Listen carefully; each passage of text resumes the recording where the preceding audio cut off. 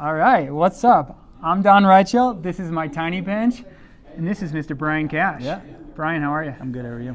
I'm good. We are sitting here in his lovely nutrition shop. Tell us a little bit about where we are right now. Yeah, we're in Max Muscle here in Lone Tree. So I opened this in 2009.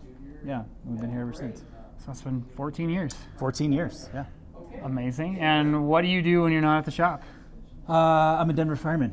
So yeah, thank you. Well, appreciate you for keeping us safe. Thank you. So the world doesn't quite know this yet, and we're going to jump right into it. Okay. This is a big question for a tiny bench. It is. Tell the world what you're about to do, and most importantly, why. Okay. In June, I'll be running the Yeti 100. Yeah. So can't sign up yet. I think that opens up in January. But June, I think 24th. Okay. 2024. So your first 100-mile race. My first 100-mile race, and yeah, the longest I've run prior to this is like marathons. But that was like 10 years ago. And that absolutely begs the question, why? Really, it's a race, but it's to complete it, right? Yep. But yeah, everything. I mean, at 43, husband, father, firefighter, all of this other stuff that I live. I just want the challenge. I want the mental challenge and the training that goes along with it. To do something that I'm probably physically not coming into yet, geared for. Yep. And kind of, I've got the little benchmarks, right? Like no pun intended. Like little bench.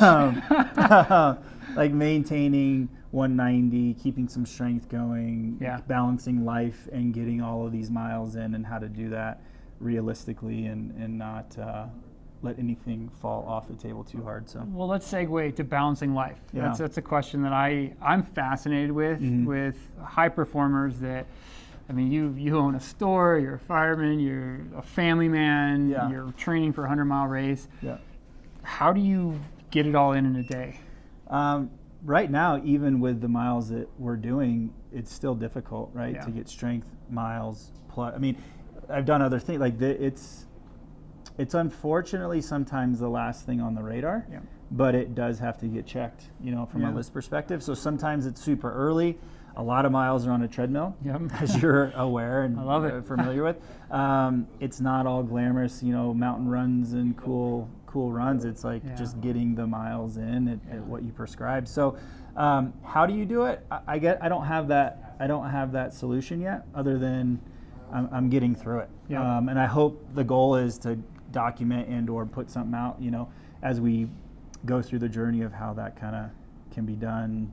With some balancing work. And you'll learn as you go, right? That's the goal. We just did a 10-mile race. You learned, to get to 100 miles, you're going to make mistakes, you're going to tweak, and you're going to grow, and you're going to learn. Yep. So totally switching gears, we're sitting in your Max Muscle store. Let's talk a little bit about endurance nutrition. I'm always fascinated with what are the things that endurance athletes are not doing. What are they come in here and they know nothing about? Yep. I think there's a few. I think hydration is usually one that runners are good at. Right? That's tangible. I know I need to drink water and add salts, and that's a tangible thing.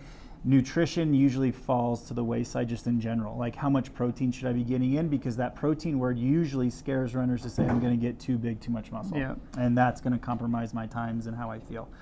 So protein deficient and becoming efficient in protein, and what sources can I get it from? Whether that's whey, collagen, vegan, plant, all things considered, what does that look like? Amino acids, because they are paramount in recovery. So usually those, if we're not getting enough protein, we're not getting enough amino acids, which means I'm not recovering. And then most mindset runners are just going to say, I'm just sore because of the miles. It just comes with the territory, whereas I think you can feel better doing it. Creatine's a huge one. For the same reason. I'm not a strength athlete, I'm not a muscle bound athlete, and don't want to be that. I want to be efficient in legs moving, but creatine helps drastically in that. And the last one that I would say on the short list is beta alanine.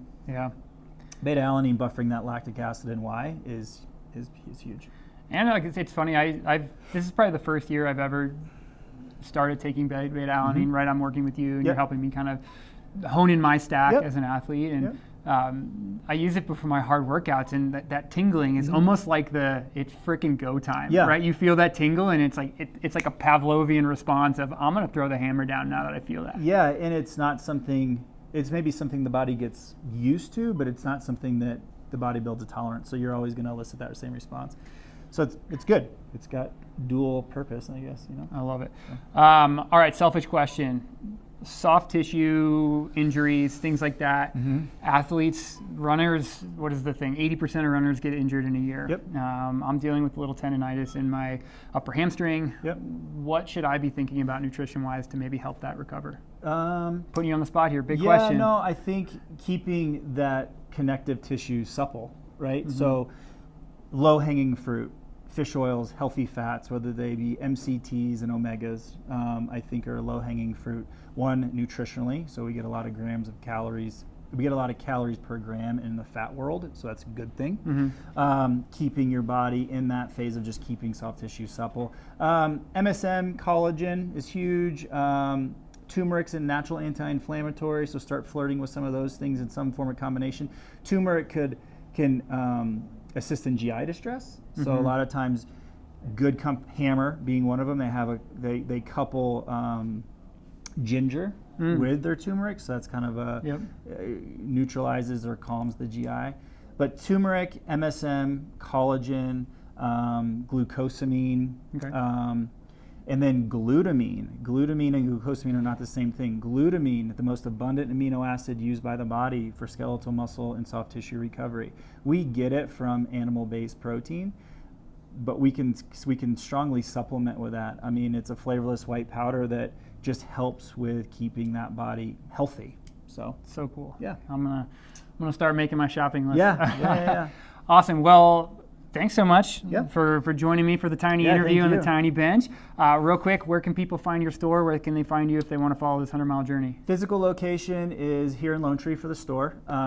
You can shop us online and through you and all that stuff, but it's www.mm1.shop is our e-com. You've got a code you'll put out. That's great.